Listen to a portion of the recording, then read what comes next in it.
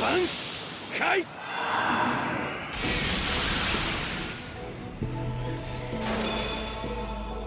天差残月。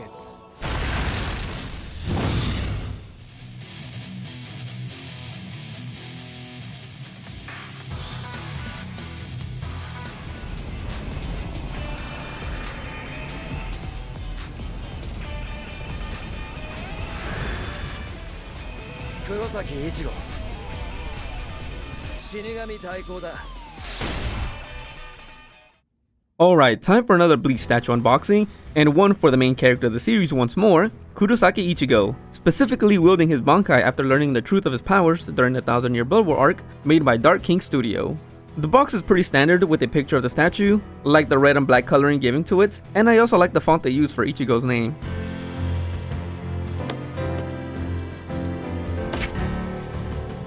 It did come with some instructions, but not gonna lie, it wasn't much help. It doesn't really have steps numbered, and the pictures are pretty blurry. Quick side note, I've actually received this statue weeks ago, but I decided to hold off on opening it until I got my hands on the true Shikai Ichigo statue, just so I can have both of these unboxing videos close together, in the order of Shikai and Bankai. Here's the Zanpakuto in its Bankai state, Tensa Zangetsu.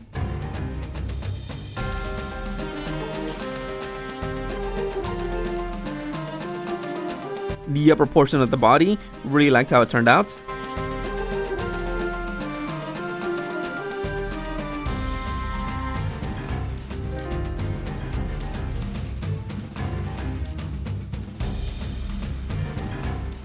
Most of the effect pieces are these dark translucent purplish parts, which I believe is supposed to be Ichigo's spiritual energy being released, and if I'm being honest, the coloring of these does feel a bit lackluster for some reason.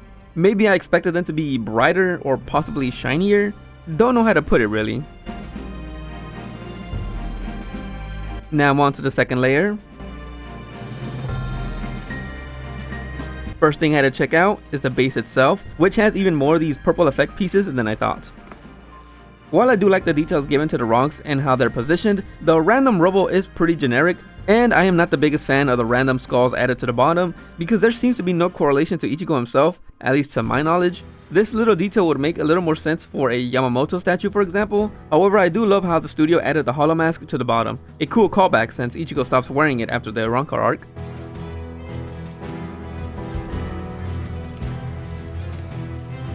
Some more pieces are the pillars of the destroyed buildings.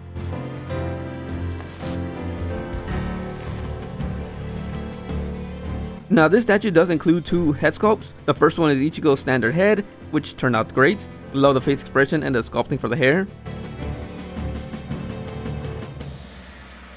And for the second headpiece, it's based off of Ichigo's Horn of Salvation mode. It's just missing the horn, which will be added later. Here's the horn, which needs to be connected to the head.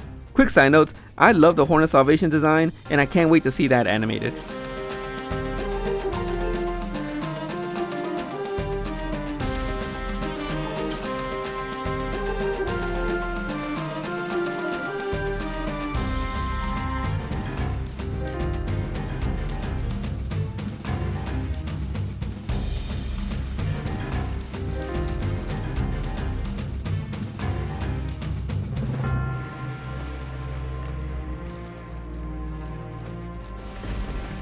And the last piece for the main body, the lower half.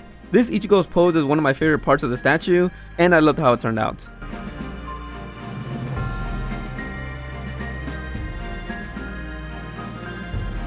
Now it's time for the assembling, starting with the lower body connecting to the base, as there are two pegs on the legs that connect to the destroyed buildings on the base.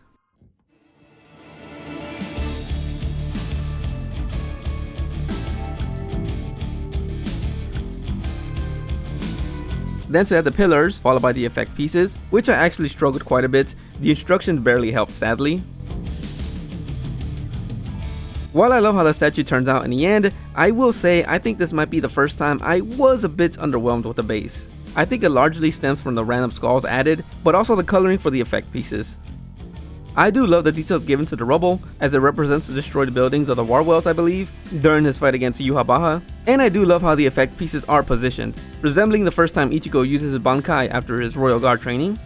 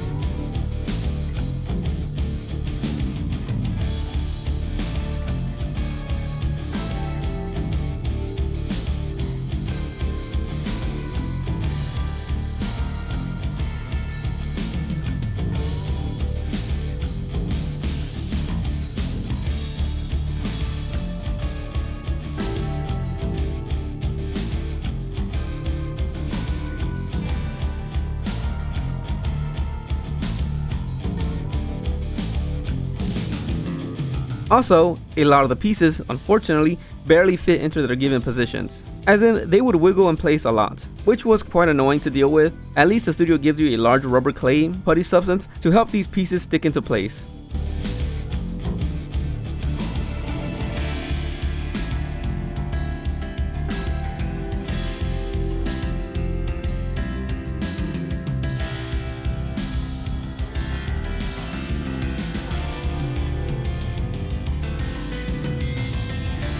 Now to start working on the main body itself, starting with the cloak on the waist, then placing the upper body, which is connected through a magnet.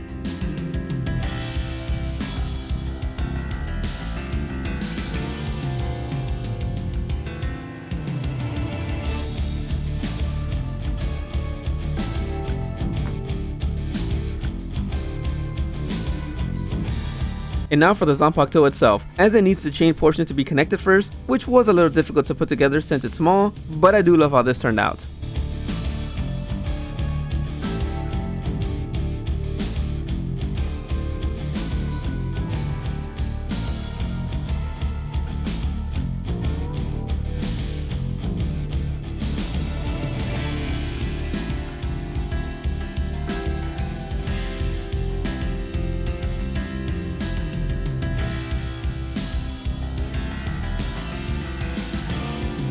Placing the sword in the hand was a little stressful since it wouldn't go in initially, but once it enters the hand, it's easily adjustable.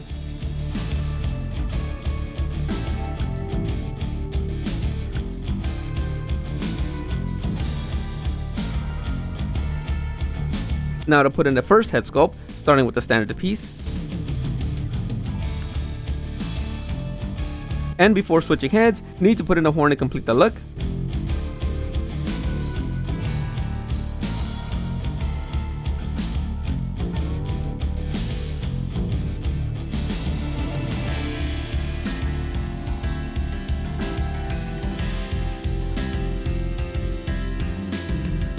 I love that the studio included this since it's my favorite between the two heads.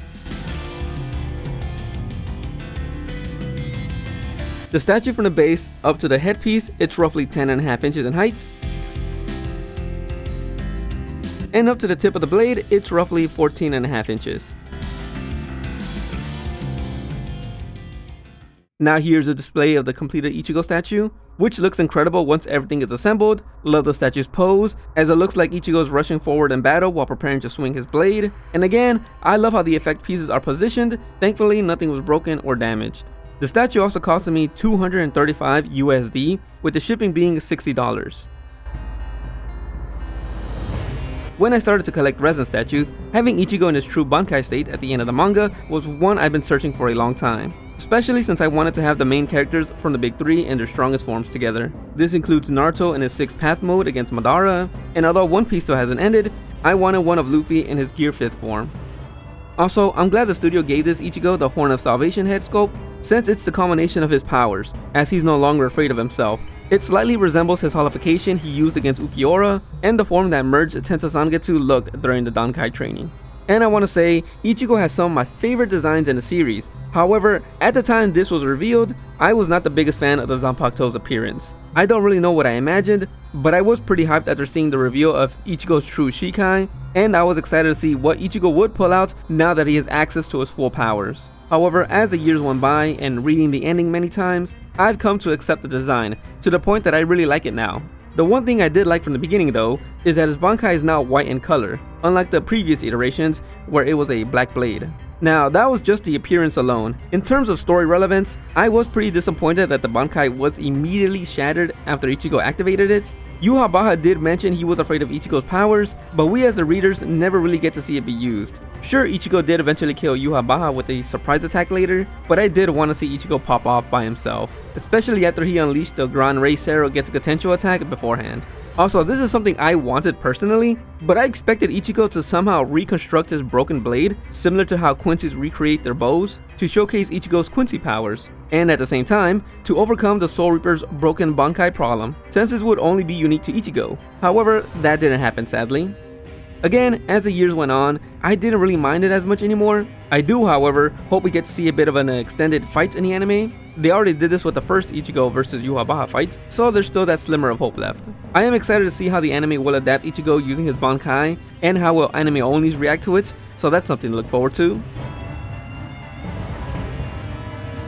TLDR, I was slightly disappointed in this Ichigo design during the reveal years ago, but now I appreciate this form and I think it looks pretty cool. Enough that I was really excited to purchase this statue and have it in my room. Also, I'm still confused on how the Bankai operates, since there is a blade within the blade. I know Kubo tried explaining this, saying that the white part of the blade is actually the scabbard, while the blade within, resembling his first Shikai appearance, is his actual Bankai, the true Zangetsu. I don't really get it, but it was a pretty cool surprise in the manga, leaving Yhwach confused and getting slashed in the process. That pretty much concludes the showcase of the statue, and my general thoughts on Ichigo's true Bankai. I felt like I had more nitpicks or problems with this statue than any other, but don't get me wrong, I loved how it turned out, and it's easily one of my favorite Ichigo statues I've bought so far. In fact, it might be hard to surpass this one, especially since I've been itching for an Ichigo in his true Bankai state for quite a while. If Kubo ever continues the Hell chapters, I'm curious to see how much, if any, did his Bankai change, since his Shikai does seem different now. Can't wait to see this form animated, even if Ichigo loses immediately after, but I'm sure the anime will do something cool. And that will be the end of this video. Thank you for watching and hope you enjoyed. Bye!